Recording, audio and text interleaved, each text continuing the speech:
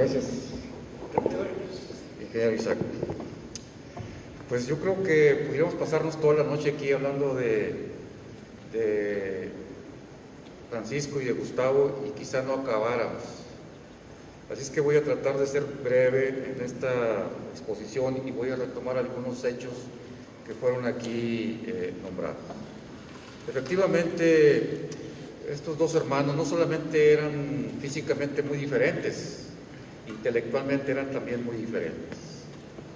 Gustavo era un hombre alto, atractivo, y yo me atrevería a decir atractivo para las mujeres. En cambio, Francisco era un hombre muy diferente, era un hombre muy chaparrito, ¿verdad? Medía 1,60, 1,62, no tenía físicamente nada agraciado, se había dejado una barba ahí de candado que no le favorecía nada, empezaba con una calvicie prematura. En cambio, su hermano no era así. El mundo a los que se dedicaron estos dos hombres fueron tan diferentes. Gustavo era la esencia del inversionista, del mundo del dinero. El que se dedica a eso sabe la pasión que da el sube y baja de las acciones, ¿verdad? Es como el sexo, el dedicarse a este mundo del dinero. Y Francisco no era así, era todo lo contrario. Vivía en un mundo más diferente, un mundo más pacífico desde el punto de vista económico. Se hizo un experto en agricultura, sobre todo en el algodón, atendía sus tierras, sus grandes ranchos, era ganadero, pero abrazó unas corrientes filosóficas que a mi modo de ver le dieron una pureza de espíritu que no tuvo su hermano. Esas corrientes filosóficas fueron la masonería y fueron el espiritismo. Sería muy largo enumerar todo lo que él hizo en la fundación de una sociedad espiritista en San Pedro de las Colonias, y patrocinó no solamente desde el punto de vista económico, sino con escrituras de libros para los congresos de espiritismo que se celebraron precisamente en la Ciudad de México. Hubo 2 congresos y él contribuía económicamente para eso. Y quizá él quería más el anonimato porque no se atrevió a firmar estos libros de espiritismo con su nombre. Los escribió, los firmó con un seudónimo que se llama Pima. Esto es muy desconocido y para mí también era desconocido que esa actividad. Solamente sabía que había tenido una corriente de espiritismo y que esto había sido para los detractores un arma muy importante porque se burlaban de él, ¿verdad? Y no es así. A mí me tocó ver el libro original que él escribió y vienen las fotografías del libro, de la primera página que él lo dedica, y cómo concluye ese libro que se llama Manual Espiritista, firmado por Bima, que es el seudónimo que él utilizó. Es un libro que si ustedes lo leyeran van a encontrar que no tiene nada que ver con un espíritu, sino al contrario, es tener una espiritualidad, un gozo espiritual en beneficio de los semejantes. Y esa filosofía que él adquirió la plasmó en otros escritos, sobre todo en la sucesión presidencial de 1910 que escribió en 1908, y en otros escritos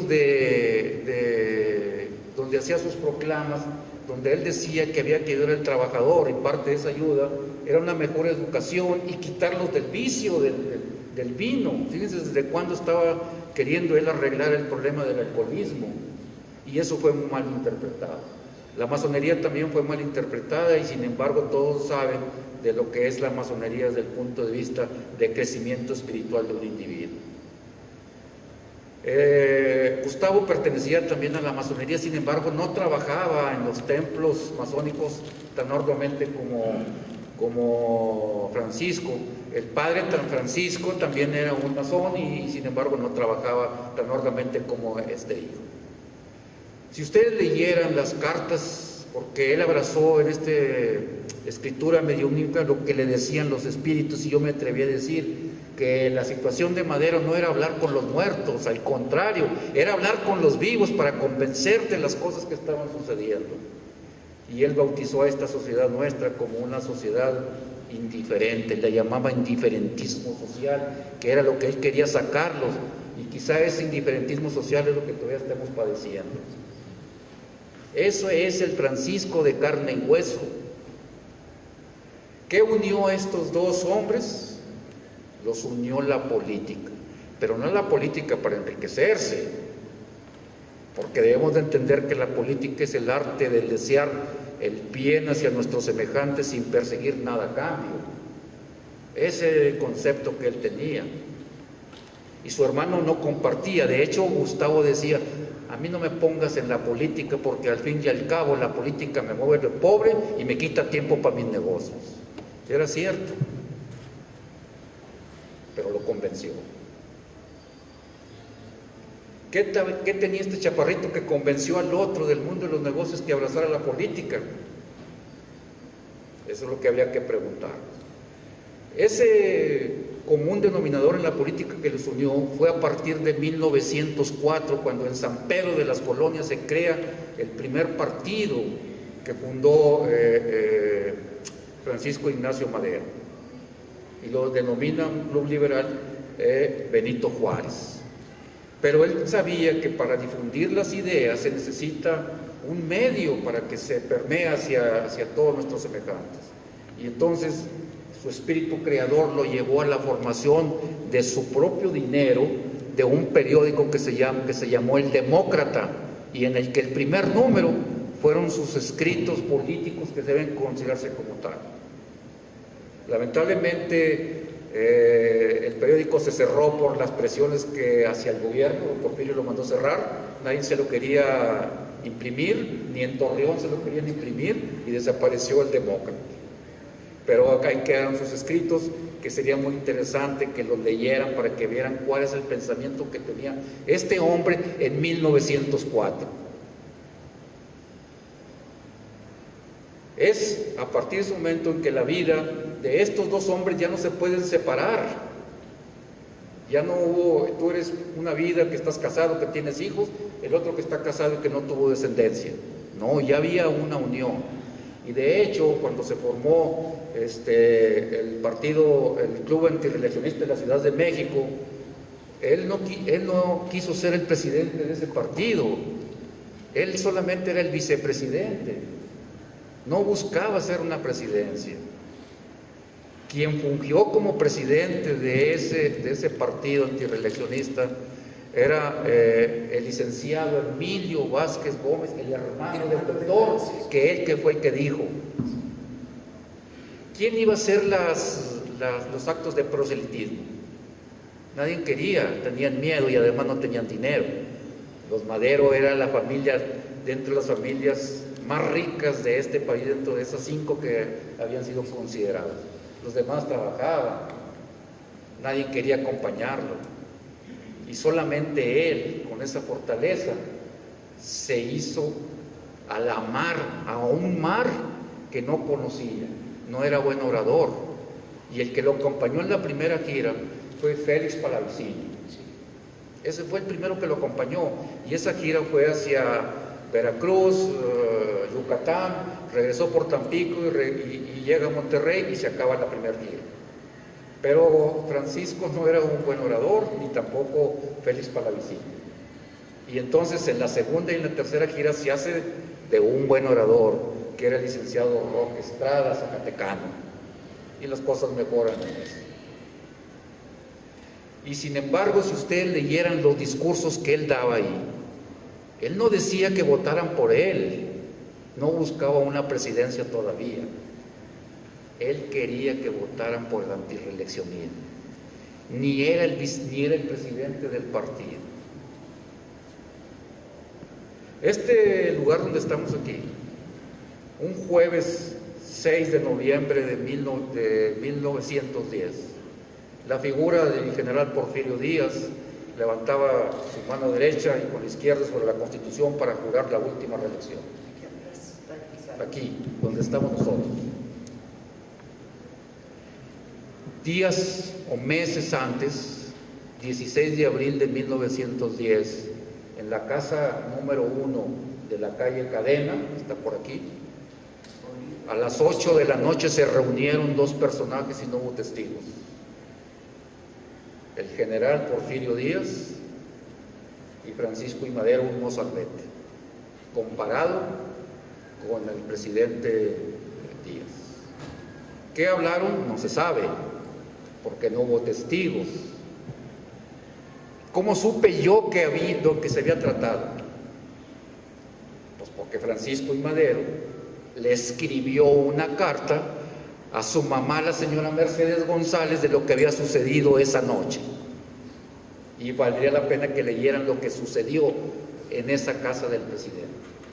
Mentira es que fue en el Palacio, como muchos dicen. Mentira es que dicen que fue en Chapultepec. Fue en la casa, en la sala del presidente Díaz. Ahí realmente es. Pero hubo algo que me llamó mucho la atención. Hay una carta que él de felicitación a Enrique C. Krill cuando llegó a la gubernatura del estado de Chihuahua, donde si ustedes, aquí está esa carta, la van a leer, van a decir cómo fue posible que la hipocresía política de Francisco aflorara. Yo no lo consideraba todavía hasta ese momento un hipócrita, y sin embargo también tenía ese doblez que tienen los políticos. Lo llamó patriota, lo llamó hacedor del milagro en Chihuahua, le decía que el pueblo chihuahuense debería de darle gracias a Dios por tener un gobernador de esa naturaleza. Imagínese usted lo que le dijo a Krill. Pero no era cierto. Y yo todavía me pregunto por qué se lo escribió. ¿Porque quería que Krill intercediera con Porfirio Díaz? ¿O qué buscaba Madero? Todavía no lo puedo saber. El hecho es que está esa carta. Y así pasó el tiempo y llegó una tercera gira. Y pasó el tiempo y ahora sí se vinieron la elección para saber quién le iba a competir a Corral y al presidente Díaz. Y en aquella convención emanada salió que el presidente iba a ser Francisco I. Madero y el vicepresidente iba a ser el doctor Francisco Vázquez Gómez, no Emilio. Emilio fue el presidente de esa convención política. Y duró 3 días. Y pues por doquier estaba la algarabía aquí en la capital, ¿verdad? Así es, ahí fue la convención. Y le pasearon a don Porfirio aquí por el palacio. ¿Y qué pensaría don Porfirio cuando no supo dimensionar en aquella reunión que tuvieron en su casa aquel chaparrito de 1.60 que lo juzgó loco y que le dijo a Krill: hombre, no le hagas caso, ahorita se decepciona, ya su abuelo dice que está loco? Don Evaristo era amigo de don Porfirio. Pues no, Francisco I. Madero se convirtió en una tachuela en la zapato de don Porfirio. Pero yo no dije tachuela nomás porque a mí se me ocurrió ahorita, porque era el apodo que le decían de estudiante en París a Francisco I. Madero. No lo dije al azar, sino esa es la razón por la que expresé. Allí vienen todas las cosas que se tenían. Y así llegó la revolución, pero una revolución no se hace nada más así, ¿verdad? Se necesita un dinero. Y ese dinero fue el que le hizo adquirirlo Gustavo. Lamentablemente, Francisco no hacía caso, como dijo el licenciado Julio, de lo que le decía Gustavo, y sucumbieron. Gustavo, unos días antes de que fuera hecho prisionero, le dijo en su casa, ahí en el castillo, le dijo: oye, hermano, no estás viendo lo que está sucediendo, nos van a matar, y a mí me van a matar primero que a ti, y a mí me van a colgar de un árbol ahí en el palacio, en la plaza que está ahí en el Zócalo, y luego te van a matar a ti. ¿Qué va a pasar? No, hombre, no te preocupes, mejor te mando a Japón, porque lo mandó de emisario a Japón. No le hizo caso. No le hizo caso cuando tenía a Gustavo prisionero y encañonado a Huerta en las costillas, y Huerta convenció a su hermano y le dijo: no, mañana se acaba la decena trágica. Sí, se acabó el día 18. Sí, efectivamente eran los 10 días, pero se acabó haciendo los prisioneros y matando a uno, y 3 días después matando al otro. ¿Qué firmó ya para terminar? ¿Qué firmó o qué hizo Francisco antes de morir? Hizo 3 cosas. Firmó 2 fotografías de él. Una dedicada a Manuel Márquez Sterling, que se portó estupendamente. La otra se la firmó al capitán Montes, que falleció ahí, en la Trifulca. Y la tercera fue su renuncia. Así es que todo este pasaje que yo acabo de nombrar así esporádicamente y grandes saltos se van a encontrar en esta documentación de la vida de estos 2 hermanos, en estos 3 tomos de más de 1200 hojas. Muchas gracias.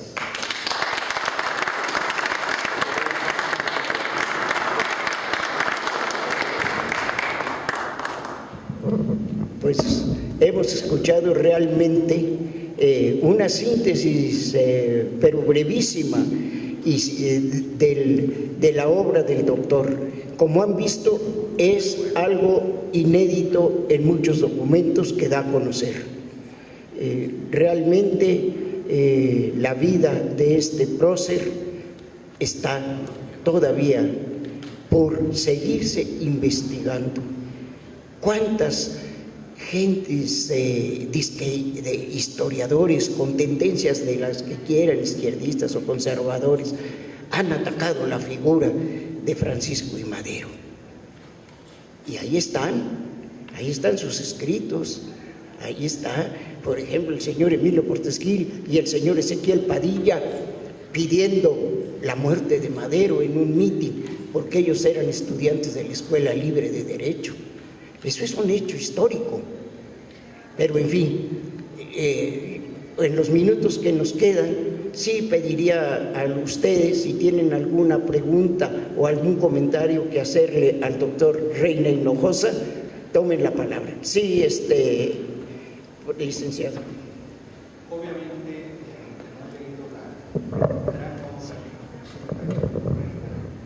he de considerar que tiene muchos argumentos, material original muy valioso, y que obviamente al leer el libro pues nos vamos a enterar de muchas cosas novedosas que van a enaltecer, yo creo, al mártir de la democracia.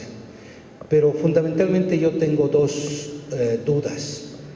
¿Por qué el presidente Madero ordena desarmar a Pancho Villa, el que tanto había luchado por él, el brazo armado de la División del Norte? ¿Por qué lo desarma? Y cuando ya se da cuenta que había sido una gran equivocación, pasado el tiempo, vuelve a permitirle a Villa que se vuelva a armar. Esa es una. Pero casi lo mismo hace con Zapata. ¿Por qué ordena que Zapata deje las armas? Obviamente Zapata sí no le obedeció y siguió, digamos, de insubordinado, al grado de que Madero manda a Huerta a que vaya a someterlo al estado de Morelos. Pero esas 2 dudas, doctor, en toda la documentación que usted ha logrado pasar por sus manos, por su vista y por su mente, ¿qué pasaría o qué pasó para que tomara esas 2 decisiones el presidente Madero? El inicio de la revolución, como usted sabe, el 20 de noviembre de 1910, no había todavía la División del Norte, ¿verdad? La División del Norte fue una creación más posterior a la muerte de Madero, ¿verdad? Sí. Pancho Villa, Francisco Villa, junto con Pascual Orozco, fueron partes elementales en el triunfo de la revolución maderista, si es que cabe ese término. Francisco Villa en ese momento no era general, era un coronel. Y a raíz de que se toma el 10 de mayo de 1911 la ciudad de Juárez, y que da paso a una serie de pláticas tendientes a la pacificación y que se conocen con el nombre del Tratado de Juárez. Pues ahí prácticamente termina, porque el día 25 de mayo pues renuncia don Porfirio Díaz y se va, y ahí se acaba. pues se acabó la revolución y entonces tendría que venir una pacificación, y lo primero que hace es que se tienen que ir Pascual Orozco y Pancho Villa pues a una vida civil. No es que les haya pedido que se desarmen. De hecho, antes de que se firmaran los tratados de paz, hubo una trifulca ahí en Juárez, en el que tanto Pascual Orozco como Pancho Villa se le insubordinaron y lo quisieron, lo encañonaron. Sí, en esa casita gris que le llamaban los norteamericanos, lo quisieron, pero Madero comprendió que había sido instigado por otras personas y no fue motu propio que haya nacido en sus corazones. El hecho es que a la luz de un carrito, un portingo, ahí hizo una arenga y los convenció a ellos dos y se acabó aquello. Le pidieron disculpas y se acabó. Pero no es que ya al final del 25 de mayo de 1911 los haya desarmado, acabó la revolución. Y entonces pues, tenía que venir la pacificación. Y ahí pues se convirtió en un error porque quien quedó de presidente interino pues fue un porfirista, ¿verdad? Sí. Y no hizo caso Madero cuando Venustiano Carranza le dijo: revolución que se tranza, revolución que se muere. Pero ¿qué era lo que él quería? Quería la paz de esta nación. Entonces, aquel ejército lo tuvieron que liberar y se quedó con el ejército federal contra el que había peleado. Y quizá ese fue un error. Y sí le dijo, y trató de ir, y tuvo reuniones con Zapata para que dejara las armas. No las dejó Zapata. Él toma posesión en noviembre, sí, y 20 días todavía querían que hubiera el reparto de tierras. Imposible, nadie lo hacía.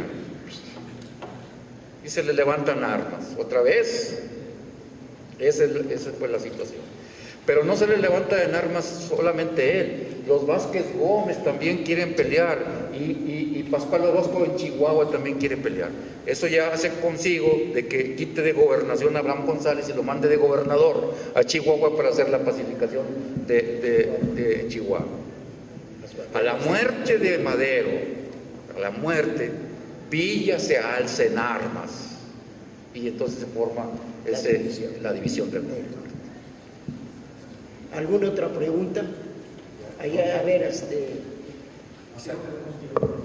¿hay tiempo? No hay tiempo. ¿Ya se acabó? Bueno, pues ya nos quedamos con muchas preguntas en el tintero. Muchas gracias por su atención.